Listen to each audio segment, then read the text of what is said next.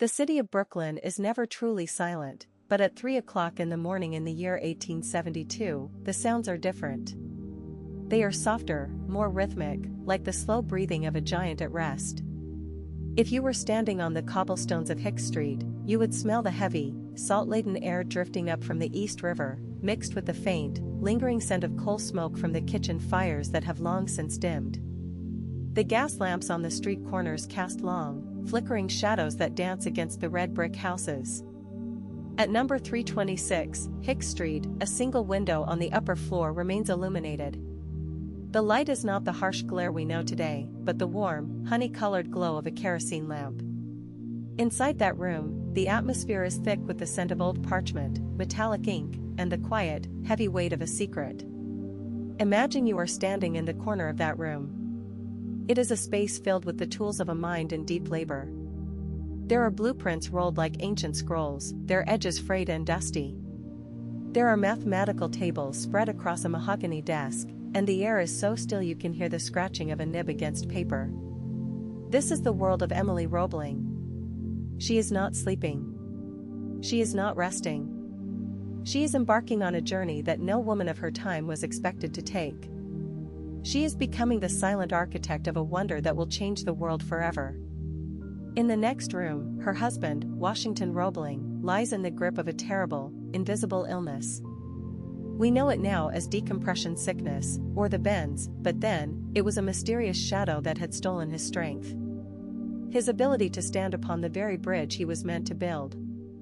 He is the chief engineer, the man responsible for the Great East River Bridge, but he can no longer leave this house.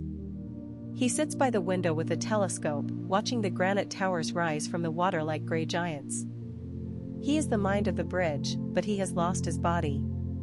And so, Emily must become his hands, his feet, and eventually, his voice. Tonight, Emily is studying. The lamp flickers as she turns a page in a heavy volume of engineering principles. She is not merely reading, she is absorbing a language of iron and stone. To help Washington, she must understand the forces that hold the world together. She begins with the most beautiful shape in all of mathematics, the catenary curve. Imagine a simple gold chain held between two hands. When you let it hang loosely, it forms a perfect, graceful U-shape. This is the catenary. It is the shape of gravity made visible. Emily traces the curve on her paper, her fingers following the mathematical logic that will allow 4 massive cables to hold a bridge across the sky. She masters the tension, the dip, and the way the steel must breathe with the wind. The bridge they are building is a colossus. When it is finished, the main span will stretch 1,595 feet across the water. In the 1870s, this is a distance that seems impossible, almost mythical. It will be the longest suspension bridge in the world, a feat of human daring that many believe will end in disaster. Emily knows the risks. She knows that 27 workers have already given their lives to the river. The stone, falling from the heights or suffering in the pressurized caissons deep beneath the riverbed. She thinks of John Roebling, Washington's father, the original designer who died before the first stone was even laid. The weight of these 27 souls and the legacy of the Roebling name sit on her shoulders as she calculates the stresses on the steel. The materials alone are staggering to contemplate. As Emily works by lamplight, she thinks of the 14,000 miles of steel wire that must be spun. Imagine a single thread of steel long enough to wrap more than halfway around the entire Earth. Every inch of that wire must be perfect. It must be strong enough to carry the weight of thousands of horses and carriages, yet flexible enough to sway in a gale. Emily studies the chemistry of the galvanization process, the way the zinc coats the wire to protect it from the salty breath of the Atlantic. She is learning about the strength of materials, about torque and strain, about the way granite compresses under the weight of the sky. She is not just a student, she is a liaison. For 11 years, Emily will be the bridge's surrogate engineer. Each morning, after a night of study, she will sit by Washington's side. He will whisper instructions, his voice thin and strained, and she will translate those whispers into the technical language of the construction foreman. She will walk down to the bridge site, her long skirts brushing against the dirt. the iron filings, and she will speak to the men. At first, they look at her with skepticism. They see a woman in a silk dress and a bonnet. But then, she speaks. She speaks of cable tension and the placement of the stays. She speaks of the catenary curve and the precise angle of the anchorage. She speaks with the authority of someone who has spent her nights in the company of ghosts and geometry. The cost of this dream is immense, not just in lives, but in gold. The final cost of the bridge will reach $15,500,000. In the late 19th century, this is a fortune beyond imagining. Emily keeps track of the accounts, the politics, and the mounting pressure from the city's leaders who want to see results. She navigates the treacherous waters of the bridge's board of trustees, defending her husband's position when they try to remove him for his infirmity. She is the shield that protects Washington from the world, and the bridge from the doubts of the public. Close your eyes and listen to the sounds Emily heard as she worked through those long Brooklyn nights. There is the distant, mournful lowing of a foghorn from a ship navigating the Narrows. There is the occasional clatter of a night watchman's stick against the stones. Inside the house, the floorboards creak as the wood cools. The smell of the kerosene is heavy, almost sweet, and the heat of the lamp warms her face. Her eyes are tired, but her mind is sharp. She is solving problems that would baffle most men of her age. She is calculating how to move massive stones that weigh as much as elephants, and how to weave steel as if it were lace. She thinks often of the future, while her present is filled with the grit of construction. The worry of her husband's health, she carries a vision of what is to come. She sees a day when the two cities, Brooklyn and New York, will be joined by a permanent bond of steel. She sees herself walking across that span, not as a visitor, but as a creator. This vision sustains her through the 11 years of her service. It is a long, quiet marathon of the soul. There is no applause for her yet. There are no newspaper articles praising the woman at 326 Hicks Street. There is only the work, the math, and the silent towers rising higher each day. As the years pass, Emily's knowledge grows until it rivals that of any trained engineer in the country. She is so proficient that many in the public begin to whisper that she is the true chief engineer. She doesn't seek the title, she only seeks the completion of the task. Her dedication is a testament to a love that is as strong as the steel cables themselves. She and Washington are a team, two halves of a single mind. He provides the vision, and she provides the manifestation. Together, they are building a monument that will outlast them both. Think of the patience required for such a task. 11 years of waiting. 11 years of translating thoughts into reality. The bridge grows slowly, like a living thing. The towers were finished first, standing like silent sentinels over the water. Then came the cables, the 14,000 miles of wire being spun back and forth, a silver web against the blue sky. Emily watched every step, her understanding of the project deepening with every foot of wire. She knew every bolt, every girder, and every soul involved in the work. By the time the sun begins to peek over the horizon, casting a pale pink light over the rooftops of Brooklyn Heights, Emily is finally closing her books. Her fingers are stained with ink, and her back aches from the hours spent over the desk. But there is a sense of peace in the room. The math is right. The plans are secure. The bridge will stand. She stands and walks to the window, looking out toward the river.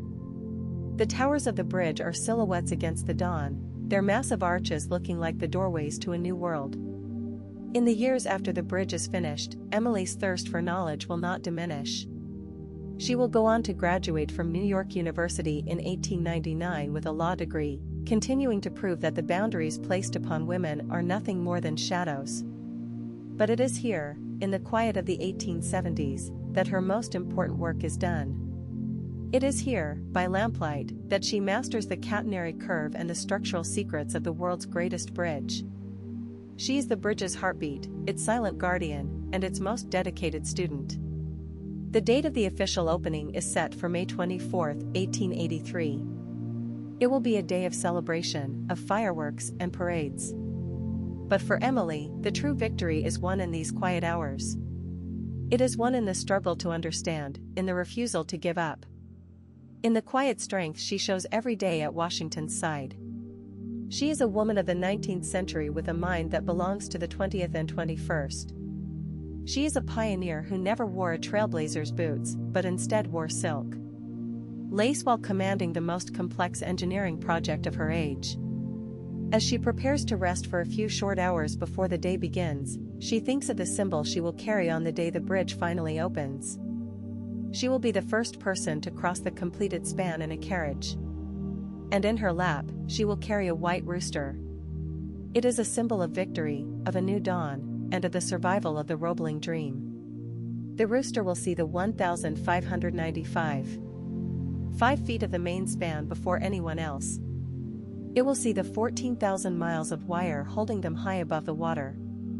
It will be a moment of triumph that was paid for with $15,500,000, 27 lives, and 11 years of Emily's life. But that day is still in the future. For now, the lamp is blown out. The smoke curls upward in a thin, gray ribbon, vanishing into the shadows of the ceiling. The room at 326 Hicks Street returns to the darkness. Washington sleeps in the next room, his breathing steady. Emily lies down, her mind finally still. The bridge remains outside, a skeleton of stone and steel waiting for the sun to bring it to life. The river flows beneath it, indifferent to the struggles of the people above, but the bridge is ready. It is ready because a woman stayed awake when the rest of the world was dreaming. If you were to walk past that house in the early morning light, you would see nothing out of the ordinary. Just another beautiful home in a quiet neighborhood. But you would know the truth. You would know that inside those walls, the impossible was being made possible. You would know that the secret student was becoming a master. The silence of the house is not the silence of emptiness, but the silence of preparation. The bridge is not just a path between two cities, it is a path between what is and what can be. The 27 men who died are not forgotten in this house. Their names are woven into the calculations, their sacrifice is a reminder of the gravity of the work. Every life lost was a reason to be more precise, to be more careful, and to ensure that the bridge would never fail. Emily carries that weight with grace. She understands that the bridge is a living monument to human endeavor, to the way we reach across the gaps in our world to find one another. The $15,500,000 is more than just a number on a ledger. It represents the faith of two cities and the labor of thousands of hands. Emily sees the money in the quality of the steel and the precision of the masonry. She sees it in the way the bridge resists the tide and the wind. She knows that every penny was earned with sweat and sometimes with blood. She is the steward of that investment, the one who ensures that not a single cent is wasted and that the vision remains pure. As the city of Brooklyn begins to wake, the first light of day touches the top of the granite towers. They glow with a soft, ethereal light, as if they are radiating the energy of the people who built them. The bridge is no longer just a project, it is a promise. It is a promise that Emily Roebling has kept through 11 years of illness, doubt, and hard labor. It is a promise that will be fulfilled in 1883, when the white rooster is carried across the span. The world cheers for a miracle. Think of Emily one last time before you drift into sleep. See her sitting at that desk, the light of the lamp reflecting in her eyes. She is tired, but she is not defeated. She is a woman who looked at 1,595 feet of empty space and saw a way to cross it. She looked at 14,000 miles of wire and saw a way to weave it. She looked at a sick husband and saw a way to be his strength. She is the silent architect, the secret student, and the heartbeat of the Brooklyn Bridge. The catenary curve she studied so diligently tonight is more than just a mathematical principle. It is a metaphor for her life. It is a shape that handles tension with beauty. It is a curve that finds strength in its own weight. Just like the bridge, Emily Roebling has found a way to turn pressure into grace and struggle into a masterpiece. The bridge will stand for centuries, a testament to her mind and her heart. The night air is still cool on Hicks Street, and the sound of the river is a constant, soothing lullaby. The towers are dark again, waiting for the full light of the morning. In the quiet of the room, the blueprints are still, the ink is dry, and the secret is safe for another day. Emily Roebling is at rest, dreaming perhaps of the day she will walk across the sky. The bridge is waiting. The world is waiting. And the story of the silent architect is just beginning to be told. Sleep now, with the image of that great bridge in your mind. See the silver cables glowing in the moonlight, reaching across the dark water like the strings of a giant harp. Hear the wind whistling softly through the 14,000 miles of wire, playing a song of endurance and love. The bridge is strong. It is steady. It is held up by the mouth of the catenary curve. The spirit of a woman who refused to let a dream die in the dark. The year is 1872, and the bridge is only half built, but in the heart of Emily Roebling, it is already finished. She has seen the end from the beginning.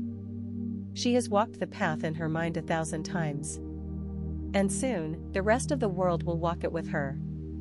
For now, there is only the silence, the salt air, and the steady, rhythmic breathing of a city at rest. The secret student has done her work well. The bridge will stand. The dream will live. And the silent architect will finally be heard. As you drift further into your dreams, imagine the feeling of the carriage wheels on the new wooden planks of the bridge. Imagine the sound of the crowds cheering in the distance on that May day in 1883. Imagine the sight of the white rooster, its feathers bright against the blue of the river. It is a victory for Washington, a victory for the 27 workers, and most of all, a victory for Emily. The $15. $5 million was worth it. The 11 years were worth it. The 14,000 miles of wire were worth it. Everything led to this moment of connection. The bridge is a miracle of engineering, but it is also a miracle of the human spirit. It tells us that no gap is too wide to cross. No burden is too heavy to carry if we have the knowledge and the love to sustain us. Emily Roebling proved that a woman's place was not just in the home, but in the very foundations of the modern world. She built a bridge of stone, steel, and in doing so, she built a bridge for all the women who would follow her, from the sick room at Hicks Street to the law offices of NYU and beyond. The lamp is out, the room is dark, and the story of Chapter 4 comes to a gentle close. The bridge is still there, stretching out into the darkness, a silent promise of what tomorrow will bring. Tomorrow, the work will continue. Tomorrow, the stones will rise higher. Tomorrow, Emily will return to the bridge, the secret engineer in a silk dress. But for tonight, there is only peace. There is only the quiet satisfaction of a job well done and a mind that has found its purpose. Sleep deeply now, for the bridge is watching over the river. The story of Emily Roebling is woven into the very fabric of the city. We will continue our journey through the history of this magnificent structure in the next chapter, but for now, let the catenary curves. The steel wires lull you into a restful, quiet slumber. The silent architect has finished her study, and the bridge is secure in the moonlight. May your dreams be as grand as the towers and as strong as the cables that hold the world together. Good night, and sleep well.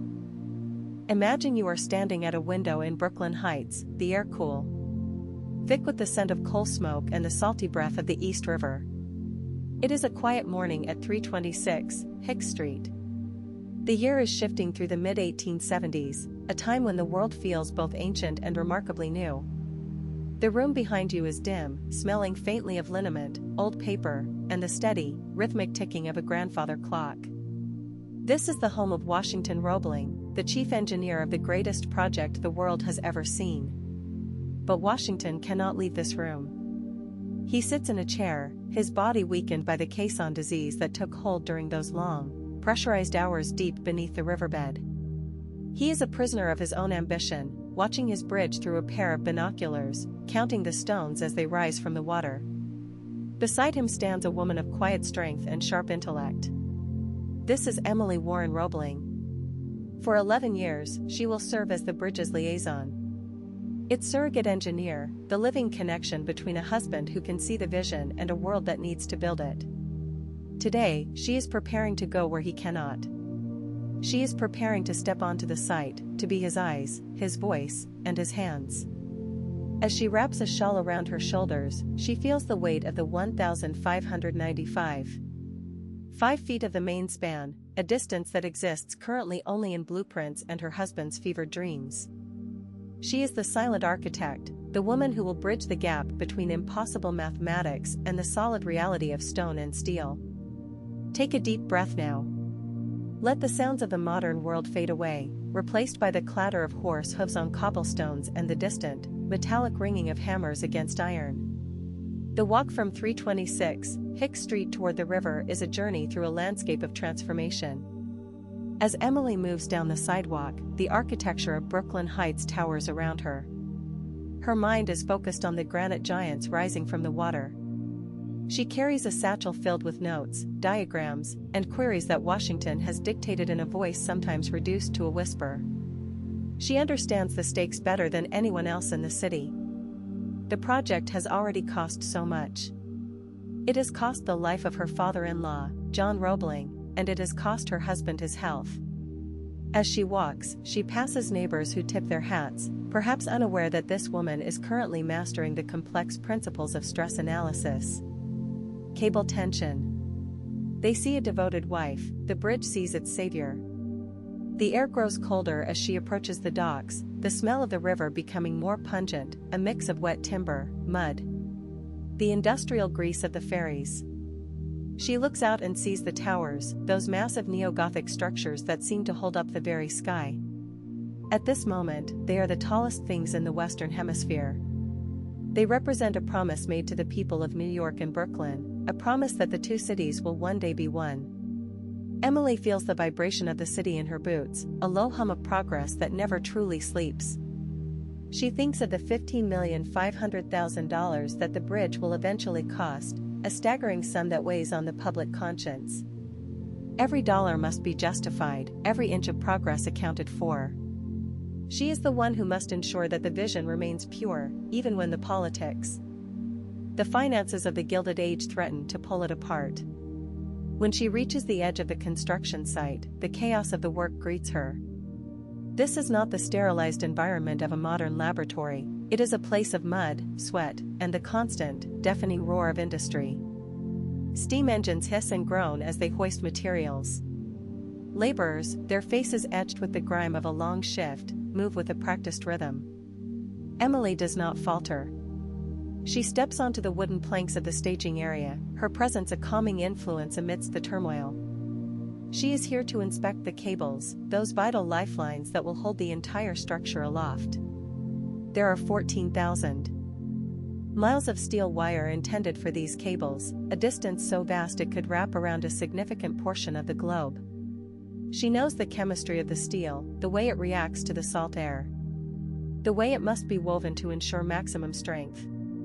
As she looks up at the spinning wheels and the strands of wire, she reflects on the catenary curve. This is the mathematical principle she has mastered, the natural curve a hanging chain assumes under its own weight. To understand the catenary curve is to understand the soul of the bridge. It is the balance between gravity and tension, between the pull of the earth and the reach of the heavens. Emily discusses these technicalities with the assistant engineers, her voice steady and her knowledge undeniable. They have learned to respect her, not just as the messenger of the chief engineer, but as a peer. She speaks of tension coefficients and load distributions with a clarity that belies her lack of formal training. It would not be until 1899 that she would officially graduate from NYU with a law degree. Here, on the windswept docks of the East River, she is already a master of the most complex engineering feat of the 19th century. The wind picks up as she begins her ascent toward the tower. The sound of the river below is a constant, churning melody. She thinks of the men who are not here to see this progress. 27 workers have already died during the construction, excluding the bridge's original designer, John Roebling. Some fell from the heights, others were claimed by the Bens and the Caissons, their lives traded for the foundations of this monument. Emily carries their memory with her. She feels a profound responsibility to ensure that their sacrifice is not in vain. Every bolt tightened, every wire spun, is a tribute to the fallen. She moves carefully, her skirts rustling against the rough timber of the catwalks. The height is dizzying to some, but for Emily, it is a place of clarity. From up here, the city of Brooklyn looks like a toy village, and the ships in the harbor seem like carved pieces of driftwood. She can see the logic of the bridge from this vantage point. She can see how the 1,595 5-foot span will stretch across the water, a gossamer web of steel that will defy the currents and the storms. She takes out her notebook and records the progress of the cable spinning. She notes the weather conditions, the speed of the pulleys, and the morale of the men. She is Washington's eyes, and through her, he can feel the texture of the wire and the vibration of the towers.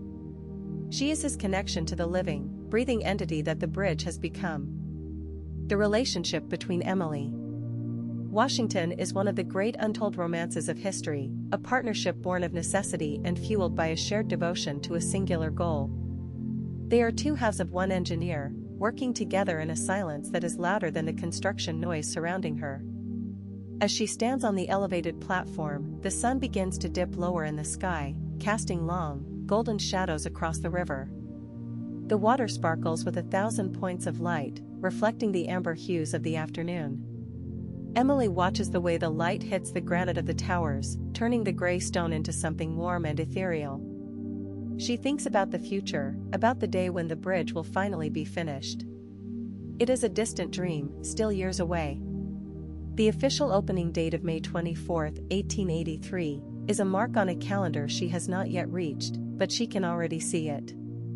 She can imagine the crowds, the flags, and the sound of the cannons. She can see herself crossing the bridge, perhaps carrying something as a symbol of victory. In her mind's eye, she sees a white rooster, a traditional emblem of luck. Triumph, held in her arms as she becomes the first person to cross the completed span. But for now, there is only the work. There are the 14,000 miles of wire that still need to be perfected. There are the daily struggles with contractors and a constant oversight at the $15,500,000 budget. She feels a sense of peace up here, away from the cramped room at 326 Hicks Street. The air is fresh, and the bridge is real. It is more than just a structure, it is a testament to human endurance. She knows that critics call it a folly, that they doubt the strength of the steel cables, that they fear the entire span will collapse into the river under the weight of a heavy snow or a strong gale. But she has done the math. She has studied the catenary curve until it is etched into her heart. She knows the bridge will stand. She begins her descent, moving slowly and deliberately. Her hands, calloused slightly from handling the heavy paper of the blueprints and the occasional rough edge of a railing, are steady. As she reaches the ground, the workmen are starting to pack up their tools for the day. The frantic energy of the morning has settled into a tired, satisfied hum. Emily walks back toward the ferry, her mind already composing the report she will give to Washington. She will tell him about the tension in the South Cable. She will describe the way the granite blocks are settling. She will tell him that the men are working hard. That the vision he inherited from his father is becoming a reality stone by stone. She feels the coolness of the evening air on her face, a welcome relief after the heat of the construction site. The ferry ride back to Brooklyn is a time for reflection. The boat churns through the water, the paddle wheels creating a rhythmic splashing sound that mimics the beating of a heart. She looks back at the towers, silhouetted against the darkening sky. They look like guardians, standing watch over the river. She thinks about the 11 years she will spend in this role, a decade of her life dedicated to a bridge that will outlive everyone she knows. It is a heavy burden for a woman in the 1870s, a time when her intellectual contributions are often overlooked by the public. But Emily does not seek the spotlight. She seeks the completion of the bridge. She seeks the health of her husband. She seeks the honor of the Roebling name. Returning to Hicks Street, the house is quiet. The gas lamps are lit, casting a warm, flickering glow on the walls. She enters Washington's room, and the smell of the river follows her in, a scent of the outside world that he craves. He looks up from his chair, his eyes searching hers for the news she brings. She sits beside him and opens her satchel. For the next several hours, the room is filled with the language of engineering. They talk of the 1,595 5-foot span as if it were a child they are raising together. They discuss the $15,500,000 cost as a sacred trust. Emily describes the 14,000 miles of wire in such vivid detail that Washington can almost feel the steel beneath his fingertips. She explains the subtle adjustments made to the catenary curve, her voice soft and rhythmic, a lullaby of mathematics and physics. In these moments, the pain of his illness seems to recede. He is no longer a prisoner in a room in Brooklyn Heights. He is back on the bridge, standing on the heights, looking out over the world. Emily is more than his eyes, she is his strength. She is the bridge that carries him from his bed to the river. As the night deepens, the ticking of the clock remains the only other sound in the room. The rest of the city is falling asleep, but here, the work continues. They are planning for the next day, the next week, the next year. They are building something that will change the world, and they are doing it together, in the quiet intimacy of their home. Consider the dedication required to maintain this pace for over a decade. 11 years of visiting the site, 11 years of studying, 11 years of being the buffer between a visionary and the harsh realities of construction. Emily Roebling's contribution cannot be measured only in the stones and wires she inspected. It is measured in the spirit of the bridge itself. Without her, the project might have foundered. The political pressure to replace Washington was immense, but Emily was there to prove that. The work was in capable hands. She was the one who kept the secrets of his health and the brilliance of his mind alive in the public eye. As you think of her now, imagine her leaning over a desk, her pen moving across the page as she calculates the stresses on the 1,595 5-foot span. The numbers are her allies. The 27 workers who died are her motivation. The $15,500,000 cost is her responsibility. And the 14,000 miles of wire are the threads of a tapestry she is weaving across the sky. She is a woman of the 19th century with the mind of the 20th, a pioneer who never asked for permission to lead. Simply led because the bridge demanded it. The catenary curve she studied so intently is a perfect metaphor for her life, a curve that is formed by the weight of her responsibilities, yet remains elegant, strong, mathematically perfect. The night is very still now at 326 Hicks Street. Washington has finally drifted into a fitful sleep, his mind perhaps wandering through the granite arches of the towers. Emily stays awake for a few moments longer, looking out the window toward the river. She can see the faint outlines of the bridge in the moonlight. It is a ghost of a structure right now, a skeleton of what it will become. But she knows every rib, every bone, every sinew of it. She knows that in 1899, long after the bridge is finished, she will seek her law degree, a testament to her unending desire to learn, to grow. But for tonight, she is the engineer. She is the guardian of the East River. She thinks of the white rooster she will one day carry, a symbol of a victory that feels so far away tonight. She thinks of the May 24, 1883, opening date, a day that will belong to her as much as it belongs to the city. The bridge is her life's work, a monument to a love that could not be broken by sickness or by the heavy pressure of the caissons. She closes her eyes, and in the silence, she can almost hear the wind whistling through the 14,000 miles of wire. It is a beautiful, lonely sound, the music of a dream becoming real. As the candle flickers and finally goes out, the room is bathed in the soft, blue light of the moon. The journey of the Brooklyn Bridge is far from over. There will be more challenges, more technical hurdles to overcome, and more moments of doubt. But for this night, the inspection is complete. The reports are written. The vision is secure. Emily Roebling has walked the heights and returned to tell the tale. She has bridged the gap between the possible and the impossible. Sleep now. Imagine the river flowing quietly beneath the towers, a steady, ancient force that is finally being met by the strength of human will. The bridge is waiting for the morning light, and Emily will be there to meet it. The story of the Roeblings is a story of endurance, a reminder that even when we are confined, our minds can reach across rivers. Our work can span the heavens. The 1,595. 5 feet are not just a distance, they are a bridge to the future, built by a woman who refused to let the vision die. In the chapters to come, we will see the cables grow, the roadway take shape. The day when the white rooster finally makes its crossing. But for now, let the quiet of 326 Hicks Street settle over you. The bridge is in good hands.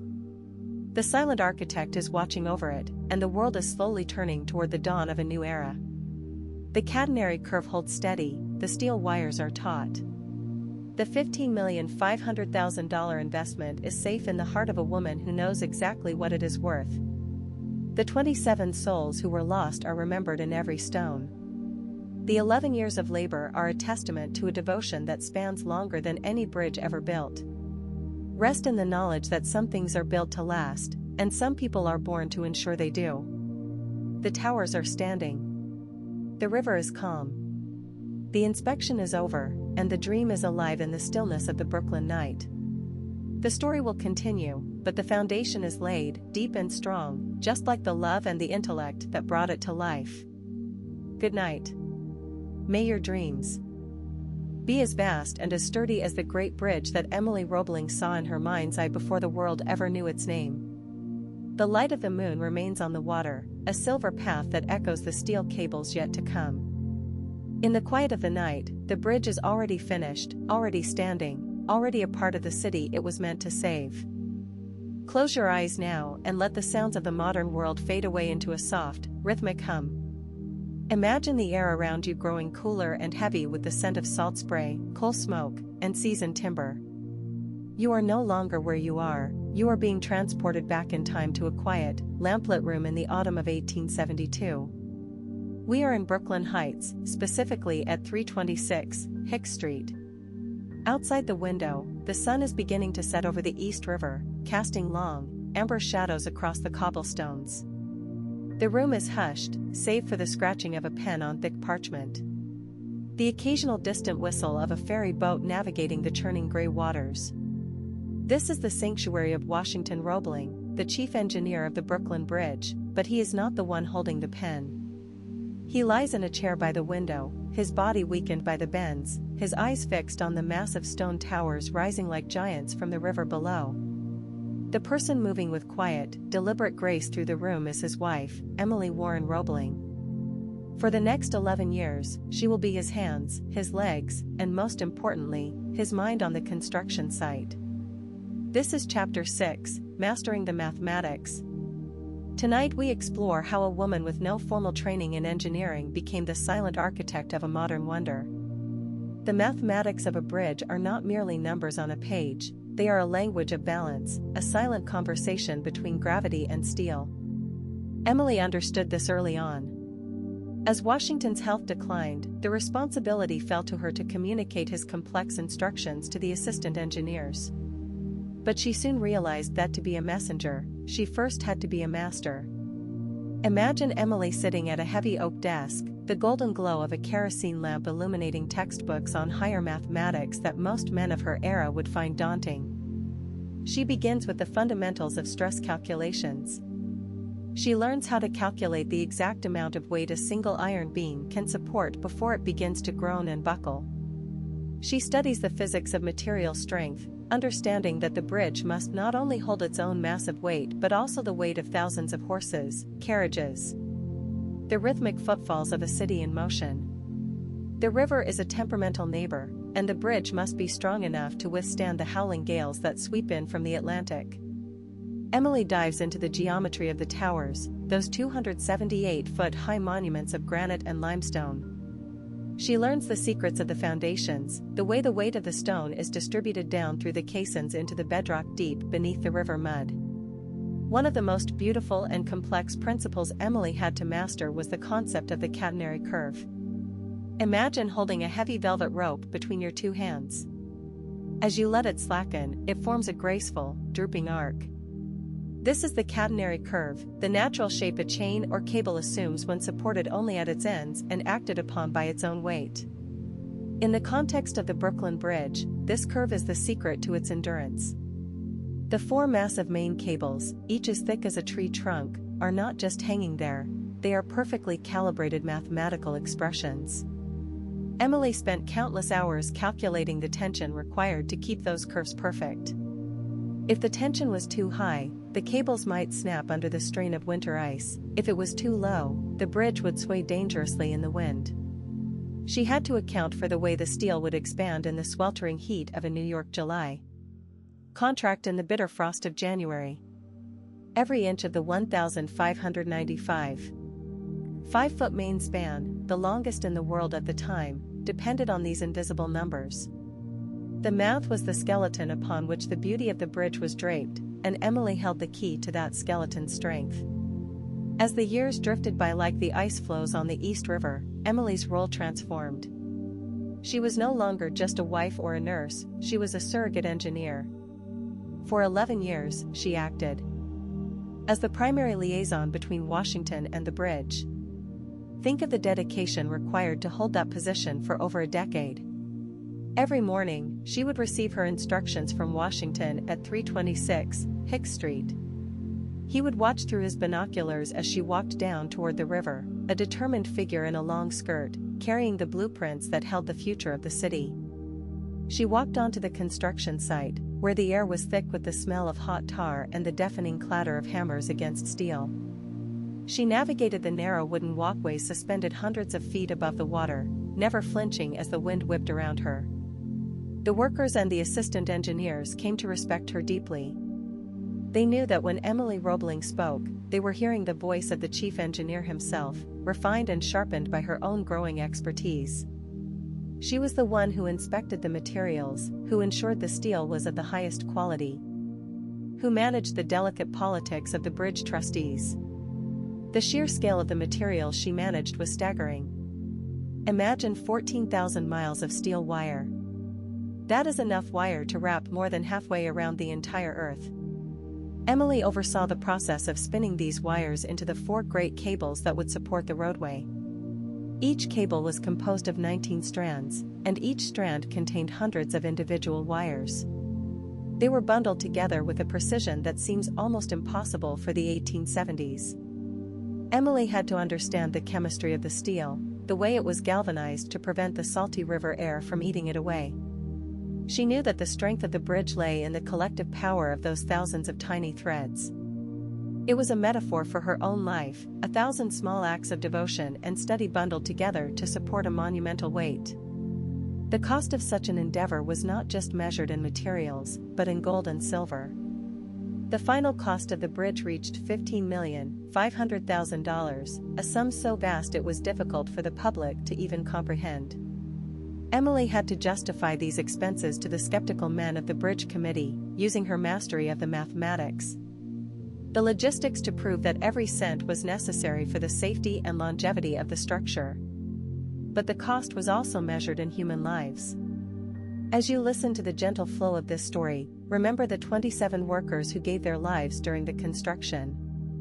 This does not include the bridge's original designer, John Roebling, who died of tetanus early in the project. The bridge was a beautiful dream, but it was born of grit and sacrifice. There were those who died from falls, those who were crushed by falling stone. Many who succumbed to the mysterious Caisson disease that had paralyzed Washington himself. Emily felt the weight of these losses deeply. It added a layer of solemnity to her work. She knew that if her calculations were off by even a fraction, if the material strength was not exactly as specified, more lives would be at risk. This was not a theoretical exercise for her, it was a matter of life and death, and of honoring the legacy of the Roebling family. She carried the burden of their reputation and the safety of the thousands who would one day cross the span. The years at 326 Hicks Street were quiet and intense. Imagine the transition of the seasons outside Washington's window.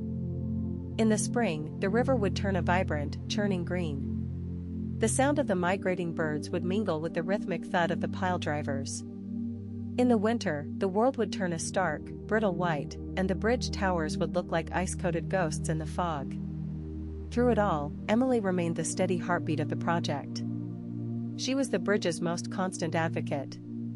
When the trustees moved to replace Washington, fearing that a man who could not leave his room could not lead such a massive project, Emily was the one who went before the American Society of Civil Engineers.